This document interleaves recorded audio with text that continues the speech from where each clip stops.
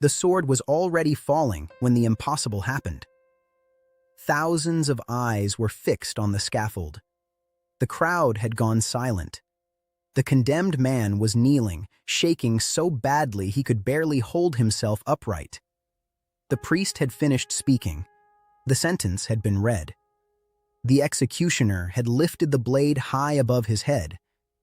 And then, just as steel rushed downward toward the neck of a man everyone had been told was guilty, it stopped. Not slowed, not redirected. Stopped. As if the air itself had seized it. As if an invisible hand had gripped the blade mid-descent and refused to let it pass. For one terrible second, nobody moved. Not the guards. Not the judges. Not the priest. Not even the condemned man whose eyes were shut so tightly he had not yet realized he was still alive. Then the executioner staggered backward, staring at his own weapon as though it had betrayed him. And that was when the whispers began. Some said God had intervened. Some said the sword had jammed against its own hilt. Some said the executioner had lost his nerve. But those closest to the scaffold would later swear to something far stranger. They said the blade had trembled. Not in the prisoner's neck. Not in the executioner's arm. In the air. As though the weapon itself refused to complete the lie, because the man kneeling beneath it was innocent.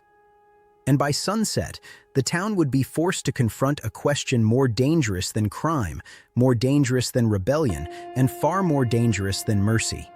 What happens when the machine of justice pauses long enough for truth to breathe? The condemned man's name was Elias Varon. If you had passed him in the street a month earlier, you would never have remembered his face. He was not the kind of man history prepares a place for. He was neither heroic nor powerful. He did not command armies, write manifestos, or move through rooms with the certainty of important men. He kept records. That was his profession. That was his talent. That was, in the end, the reason he nearly died. Elias worked as a ledger clerk for several merchants, and on rare occasions for officials connected to the governor's treasury. He was precise, reserved, and known for something people admire only until it becomes inconvenient. Honesty. Not the loud kind, not the performative kind, the quiet kind, the kind that balances numbers to the last coin, the kind that notices discrepancies other men would rather leave buried, the kind that makes corrupt people uncomfortable without ever raising its voice. He lived above a tailor's shop with his wife, Mara, and their daughter, Lisa, who was 7 and believed her father could fix anything made of paper. Every evening he came home smelling faintly of ink, wax, and cold air. He would remove his coat, wash his hands, and let his daughter hand him whatever torn drawing or crumpled scrap required his careful touch. He was, by every ordinary measure, a decent man. And decent men are often the easiest to destroy. It began with missing money. Not a spectacular theft. Not broken locks and shattered windows. Not masked riders fleeing into the hills. Just missing sums. Quietly missing from a treasury transfer that passed through 3 hands, 2 ledgers, and 1 sealed chest before being declared incomplete. Enough coin had disappeared to cause alarm, but not enough to expose everyone who might have touched it. That made the situation worse, not better. When a large theft occurs, people investigate. When a modest sum vanishes inside a powerful office, people look for someone weak enough to blame. The governor's household erupted into panic behind closed doors. The magistrates demanded answers, clerks were questioned, seals were examined, pages were compared. And in the middle of all that confusion, Elias Varon's name appeared where it should not have. A signature, a date, a transfer entry. Nothing dramatic, nothing conclusive, but enough. One official suggested he had altered the count. Another hinted he had been seen leaving late. A steward remembered, suddenly and very conveniently, that Elias had seemed nervous earlier that week. The lie did not arrive all at once. It assembled itself. A suspicion here, a half-memory there, a tone of voice, a raised eyebrow. a phrase repeated too often. Soon the story became larger than the facts. Elias was no longer a clerk linked to an irregular entry. He became a desperate man, then a dishonest one. Then, by the time the rumor reached the marketplace, practically a criminal mastermind. That is the strange power of accusation. It does not need proof to grow. It only needs fear, repetition, and a public eager to believe that guilt always wears someone else's face. When the officers came for him, Elias assumed there had been a mistake. He remained calm. He put on his coat. He asked if he should bring his records. The older guard did not answer. The younger one would not meet his eyes. Mara stepped forward and asked, with a thin voice that already knew the answer, whether her husband would be home by evening. No one answered that either. The questioning lasted hours, then all night, then another day. At first, Elias explained every entry they showed him. He spoke carefully, point by point, as if clarity itself could save him. He requested the original book.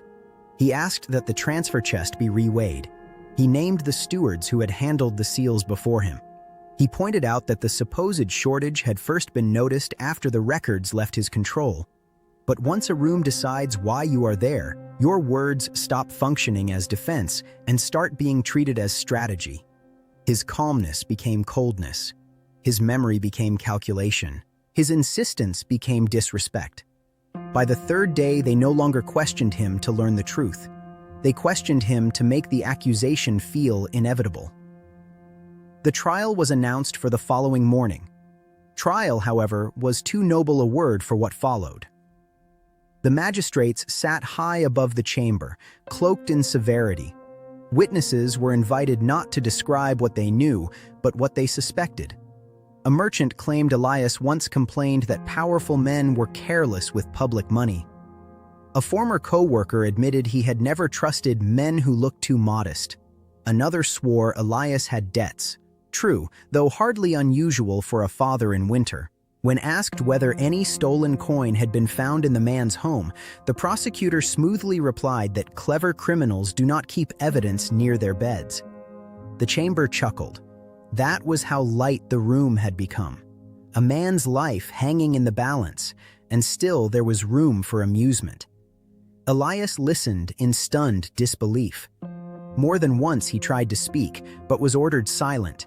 When finally allowed to answer, he did not plead. He simply asked a question that should have shattered the entire proceeding. Who gained access to the treasury after I completed the record? The prosecutor objected. The judges sustained it. The question was dismissed as irrelevant. Irrelevant. Not because it lacked importance, because it pointed in the wrong direction.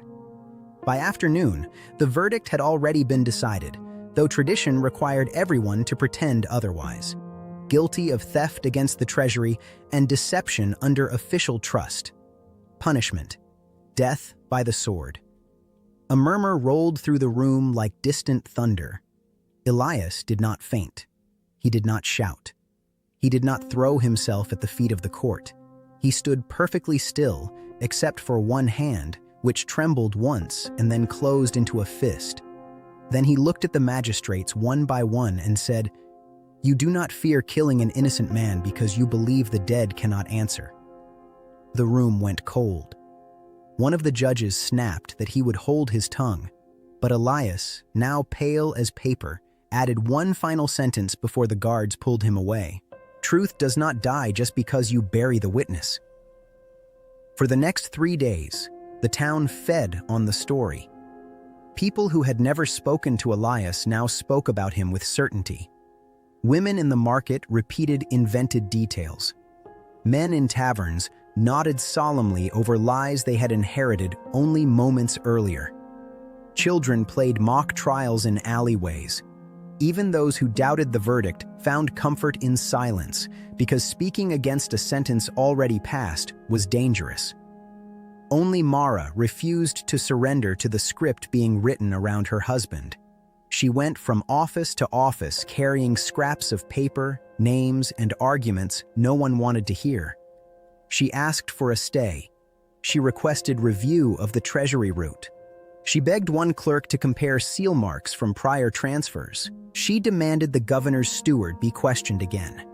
She was ignored, delayed, dismissed, then warned. At last, an elderly archive assistant, a man too low in rank to matter and too old to fear much anymore, whispered something to her before turning away. "Look at the replacement register," he said. "Not the original count, the replacement." Mara did not understand, but she remembered. Meanwhile, preparations for the execution continued. The town square became a theater of certainty.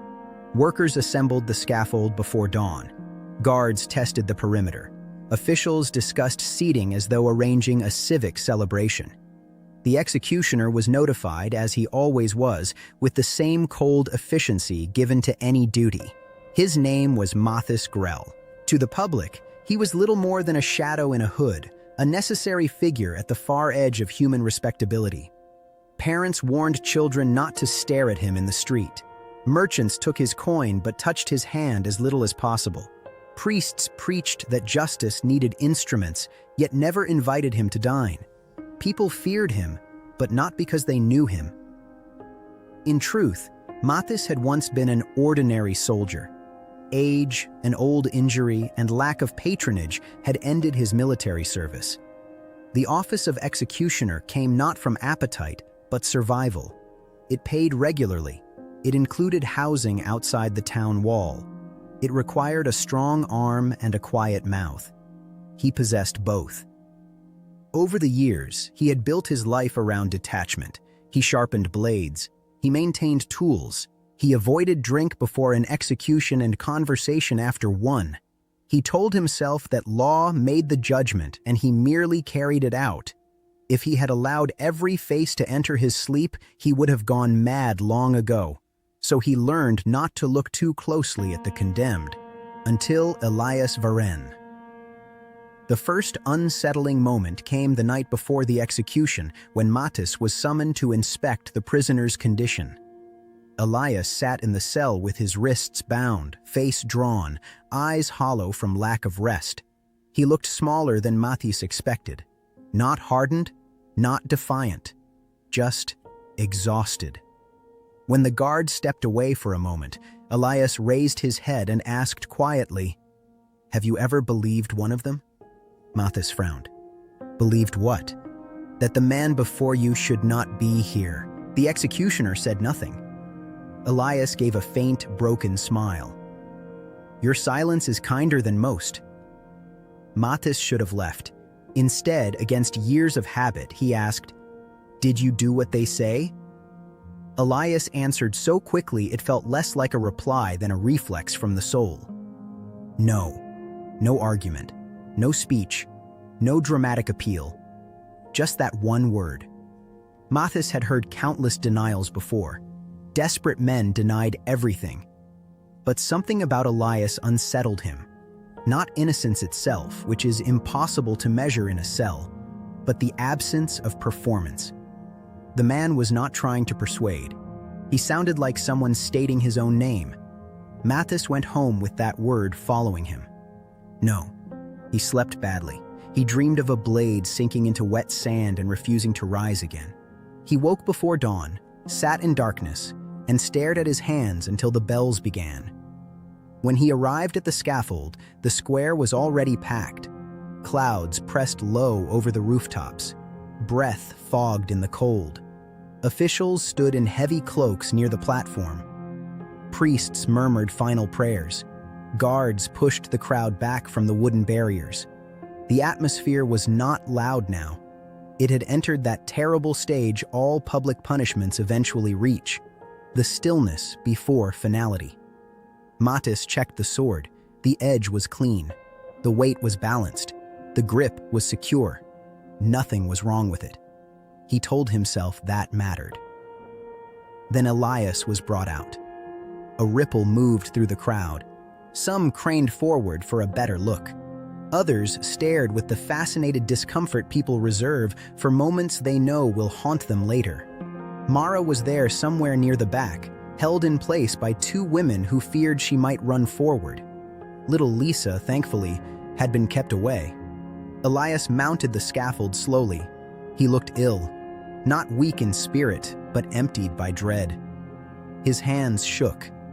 His knees nearly gave way once. When asked if he had final words, he lifted his eyes toward the crowd and said, "I forgive those who were afraid to speak, not the judges, not the prosecutor, not the men who lied, those who were afraid." It was the kind of statement that leaves honest people unable to breathe. Matthias guided him to the kneeling block. Their eyes met only briefly. Then the priest stepped back. The sentence was read. The signal was given. Matthias lifted the sword. Later, he would be asked over and over what he felt in that moment. He never answered the same way twice. Some days he said fatigue. Some days dread. Some days he said the prisoner's last words had shaken him. Once, years later, he whispered that the air itself had changed. What mattered was this: he began the strike. His arms moved, the blade descended. The crowd watched, and then, halfway down, the sword stopped. Not because Matthias chose to stop it. Every muscle in his shoulders and wrists strained to complete the motion, but the weapon would not pass a point in the air just above Elias's neck. The force of the halted descent nearly threw Matthias off balance. Shock shot up both arms. He gasped and stumbled backward, still gripping the hilt. The square erupted. Some cried out. Some fell silent in terror. One woman screamed that heaven had spoken. A judge shouted for order. Guards looked at one another, frozen between duty and fear. Elias had not moved. He was still kneeling, eyes closed, waiting for a blow that had not come. Slowly, disbelievingly, he opened them. Matthias stared at the sword. The blade was intact. Nothing obstructed it. No hinge had broken. No hidden catch had caught. No visible cause explained why it had halted like iron trapped in stone. The presiding magistrate, pale with fury, ordered the executioner to proceed. Matthias lifted the sword again. A murmur rippled through the square like wind through dry grass. The second attempt should have ended everything. Instead, as the blade descended once more, a voice rang out from the crowd. "Stop! The ledger was changed!" All heads turned. Mara Varin had broken free of the women beside her and was forcing her way forward, clutching several pages to her chest. Behind her stumbled the old archive assistant and, more importantly, a trembling junior treasury clerk whose face already looked ruined by what he knew. Guards moved to seize them, but the crowd, electrified by the failed strike, no longer behaved like a crowd certain of guilt. It shifted, opened, held. Mara reached the foot of the scaffold and raised the pages with shaking hands. "The transfer register was replaced," she shouted. "The original tally was altered after Elias filed it. These are the duplicate notations from archive binding. The numbers do not match the court copy." The square exploded into noise. The magistrate demanded her removal. The old archive assistant shouted that he had compared ink ages and seal pressure. Then the junior clerk, unable to bear the pressure any longer, fell to his knees and confessed what cowardice had helped create. He had been ordered to recopy the ledger entry. The shortage had existed before Elias touched the transfer. A senior steward, close to the governor's household, had instructed him to amend the sequence and leave Elias's signature attached to the revised total. When questions arose, he said nothing. When the accusation grew, he said nothing. When the death sentence was passed, he still said nothing, until the sword failed. You could feel, witnesses later said, the exact moment belief left the square. Not all at once. Not cleanly, but enough. Enough for people to look at the judges differently. Enough to make the prosecutor step back. Enough to transform Elias, in the public eye, from condemned thief to nearly murdered man. The presiding magistrate tried to restore authority by ordering the confession contained and the prisoner held pending review. But authority is a fragile costume once torn in public. The crowd was no longer attending justice. It was watching exposure. Mathis lowered the sword, and this time, no one ordered him to raise it again. Elias collapsed where he knelt, not in drama, but in the total surrender of a body that had spent its last reserves preparing to die. Guards lifted him, though gently now. Mara climbed the scaffold and reached him before anyone could stop her. She took his face in both hands as if afraid he might vanish. He looked at her as though returning from somewhere very far away. He was alive. The execution was suspended. The prisoner removed. The square dismissed in disorder. By nightfall, the town no longer spoke of stolen coin. It spoke of the sword. Some insisted it had been divine judgment. Others swore the executioner had deliberately stopped. A few argued there must be a practical explanation, though none could say what it was. The official inquiry later produced careful language about unexpected resistance in the motion, a phrase so empty it satisfied no one. But the mechanism of the halt was no longer the center of the story. Its meaning was.